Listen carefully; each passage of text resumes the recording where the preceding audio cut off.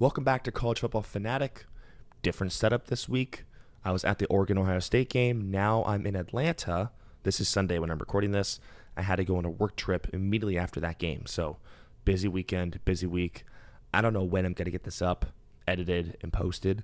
Going to be later on in the week, so just bear with me. But yeah, I was at the Oregon-Ohio State game. I was an Ohio State fan. Tough L, but we'll just dive in and get into that game. So we'll start with the Oregon side, and then I'm probably going to talk mostly about the Ohio State side because I'm an Ohio State fan. But with Oregon played a great game. Great game plan. They executed very well offensively. Dan Lanning outcoached Ryan Day and his staff.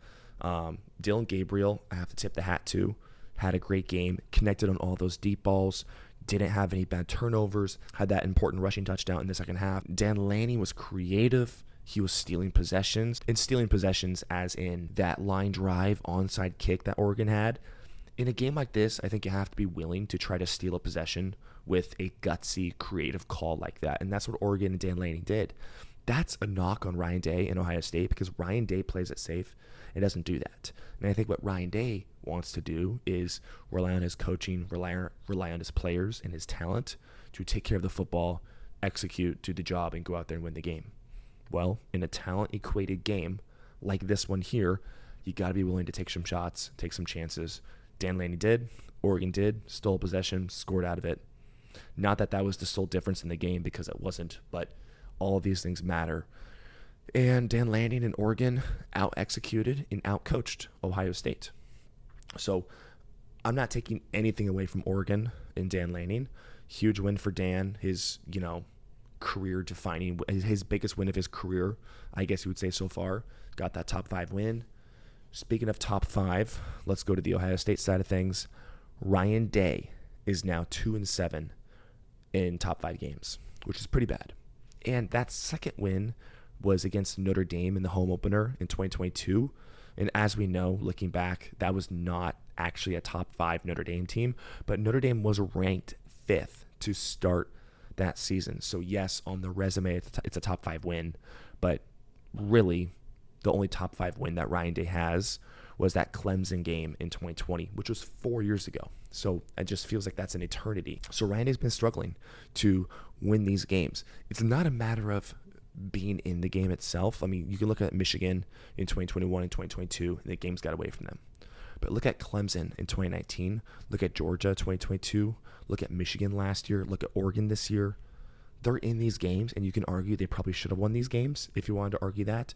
And just look at, speaking of the 2019 Fiesta Bowl against Clemson, driving down the field, throw a pick.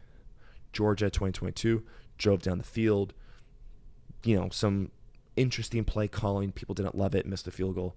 This year, drive down the field, didn't even get a chance to get the field goal off. So as an Ohio State fan, I mean, I can tell you this, the fan base is losing confidence in Ryan Day. I am not asking for Ryan Day to be fired because then the conversation is, okay, if you fire someone, you have to hire someone. Who do you want, right? If you're going to fire Ryan Day, who are you going to hire? And I don't know. I don't know if there's anyone better for the job right now. But you also can't continue to lose these big games. You can't lose them all. So it's a 12-team playoff, right? Losing one game in on the road, really good environment, by the way. Autzen Stadium was rocking, so you got to give a lot of credit to Oregon's fans for that game because I haven't even said that yet. Great environment. But you lose to the number 3 team on the road by 1 point with a crazy environment. You're fine with a 12-team playoff. That's not the concern. But now you're looking ahead in Ohio State's schedule. They have a bye week next week. Then they play Nebraska. Then they play at Penn State, which could be another top 5 undefeated team on the road. And Ohio State has struggled playing Penn State on the road. You look at 2022 when they had C.J. Stroud, Marv. That was the big JT Tuimoloau game where he had, sacks, interceptions, a pick 6, that whole thing. That was a come-from-behind win. 2020, COVID year, they won that game, but there's no fans, so it's not the same. 2018, comfort behind win at Beaver Stadium, probably should have lost that game. 2016, at Beaver Stadium, they did lose that game. So I'm not saying Ohio State's going to lose, but playing at Penn State, it's not going to be a whiteout game. It's not going to be a night game, but that crowd gets loud. And if it's another top 5 game on the road, as an Ohio State fan, I am concerned because if they lose that game, You have 2 losses on the year. It's not looking good. Now you're just, at that point, you're going to be fighting just to be in the playoff, right? Because, God forbid you lose to Michigan again. And now I'm getting ahead of myself. I understand that. With Ryan Day in Ohio State, it's the same issues over and over and over. Ryan Day took the CEO role this year, right? He gave up play calling. It's the first year he's not calling the plays. You bring in Chip Kelly, who I think has done a good job overall for the most part. I don't think he called a great game yesterday against Oregon, but I think he called a fine game, so I'm not really too worried about that. But Ryan Day gave up play calling to be the CEO, right? To be the culture guy, maybe to help manage time better, manage situations better. And that final drive against Oregon wasn't managed well. You look at the end of that game, I mean, it sure seems like that penalty that Oregon had late where they rushed the 12th person, the 12th defender onto the field, it seems like that may have been intentional, but that was a really smart play from Dan Lanning, because if you add an extra defender, you're almost guaranteeing, not guaranteeing, but you are shutting down any touchdown opportunity that Ohio State has. You're just outnumbering them 12-11, which that play did result in an incomplete pass to Jeremiah Smith, I believe. And the only negative thing is, okay, yeah, that was a penalty, but you only gave up 5 yards for that penalty. Ohio State was still out of field goal range. That was a situation where it was like Dan Lanning's playing chess, Ryan Day's playing checkers kind of thing. So Dan Lanning, Oregon, out-schemed, out-coached, out-executed Ryan Day and Ohio State. And you just can't have that if you're Ryan Day. And look, he's not going to out-coach in every game and every coach that he plays against. That's not going to happen.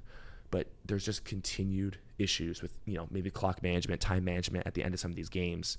You're like, I wasn't sure that was the right move. 2019 against Clemson, 2022 against Georgia, 2024 against Oregon.